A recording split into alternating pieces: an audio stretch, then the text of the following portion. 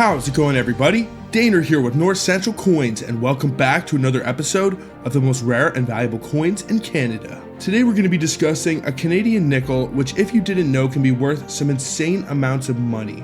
Some of the early Canadian King George V large nickels are considered extremely significant and sought after coins in the world of numismatics. Because these coins have so few examples produced, it makes finding them pretty tricky, but not impossible. And if somehow any of these make their way into your pocket change or you find them coin roll hunting, you definitely want to know which dates to look for so you don't accidentally let a gem slip back into the wilds of circulation. In this video, we will explore the historical context surrounding the production of this rare and valuable 5-cent coin and delve into why it holds such importance in Canadian numismatic history.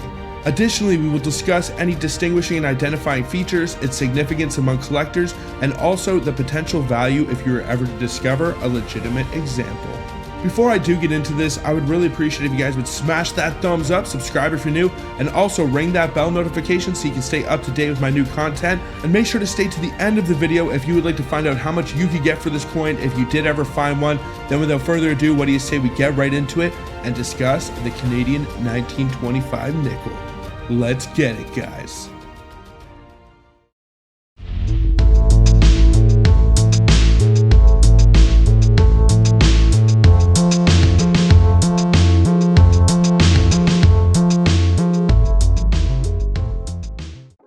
The transition from small silver 5-cent coins to the larger nickel 5-cent coins in Canada took place in the year 1922. Here is a brief explanation of the process and some of the reasons behind this switch. The original 5-cent coin in Canada, which was introduced in 1858, was made of silver. However, during World War I, there was a shortage of silver due to increased demand for the metal in various industries, including the war effort. In response to the silver shortage, the Canadian Mint eventually decided to change the composition of the 5-cent coin. The new coins were made of a pure nickel alloy, which became known as the iconic nickel coin, similar to the American counterparts. The first Canadian nickel 5-cent coin was minted in the year 1922. Now, some of the reasons for this switch from the small silver 5-cent coin to the larger nickel. First, cost considerations. The primary reason for the switch from the silver to nickel was cost related.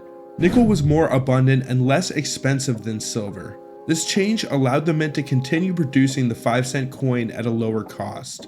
Metal availability. The shortage of silver during and after World War I made it impractical to continue using silver for everyday coinage.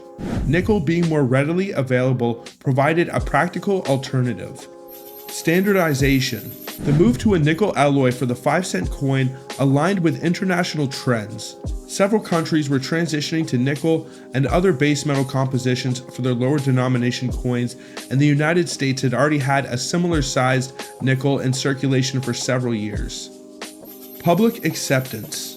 While there might have been initial resistance or curiosity about the new nickel coins, the public quickly adapted to the change, and the nickel 5-cent coin became widely accepted in everyday transactions.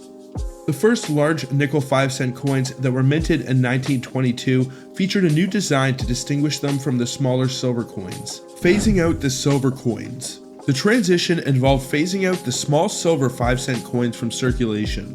Over time, as the new nickel coins were introduced, the older silver coins were gradually removed from circulation. Adjustment period. The introduction of the new coin design usually requires an adjustment period in terms of the production processes, die preparation, and other technical aspects. This adjustment period can result in lower mintages during the initial years. Public reception and acceptance of a new coin design can affect demand.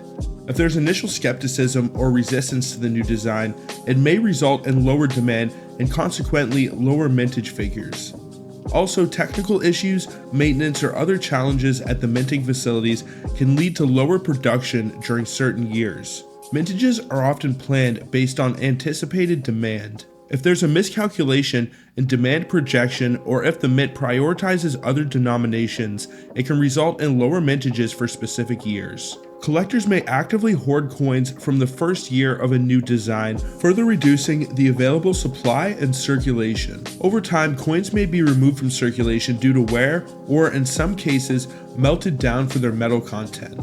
This reduction in the available supply can contribute to the rarity for specific years. Also, significant political or social events may divert resources or attention away from coin production, which can also affect mintages. Now, the key date and most desirable Canadian nickel that you can look for without any errors or varieties in the King George V series is the 1925. There are few other nickels from this date range that can be worth really good money, but this is one that most collectors have on their radar and one of the most infamous of the early Canadian nickels. Now, this is a coin that I know for sure has counterfeit examples floating around out there, so if you were ever to find one in good condition at this point, I would be highly skeptical of its legitimacy, but that's not saying there aren't a few of these still floating around in the vast oceans of circulation. Now, the reason that this coin is so rare stems from its incredibly low mintage figure, meaning that not many of these coins were produced, and even less of them are around and accounted for in this day and age. Now, some of the details and specifications for the 1925 Canadian nickel, if any of these are off, it might indicate that the coin is not authentic.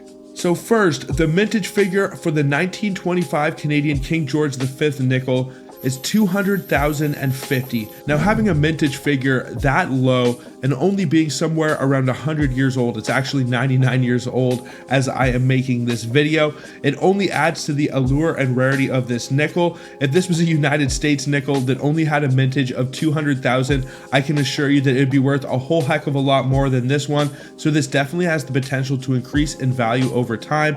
You just don't see coins with a mintage figure as low as 200,050. That is just redonkulous.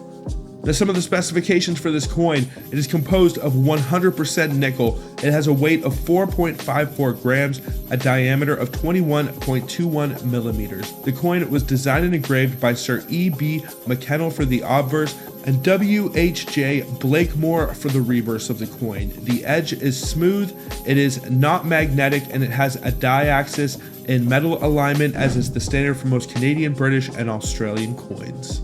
Now, when it comes to the value for the 1925 Canadian nickel, this is one that Canadian coin roll hunters always have on their radar.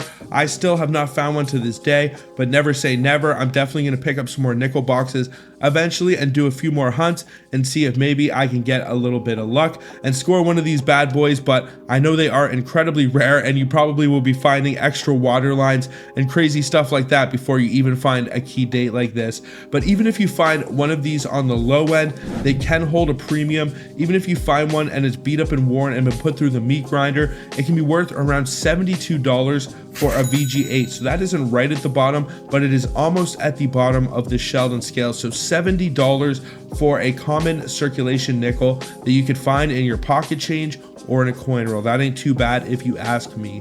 Now, as we start to go up in condition, it can be worth around $694 for an AU50 example, around $1,890 for an MS60, $5,300 for an MS63, and all the way up to $17,600 for an MS65 of the 1925 Canadian nickel. So that is a whole lot of money. Chances are, if you did find one and it was in a really good condition, it is probably a counterfeit. You can buy these things off AliExpress and eBay and Amazon, so you definitely want to get a second opinion and make sure it is legitimate before you do invest and send it off to be graded. Now, what do you guys think about the 1925 Canadian nickel? What would you do if you ever found a legitimate example, or if you ever have found any of the coins discussed in this video?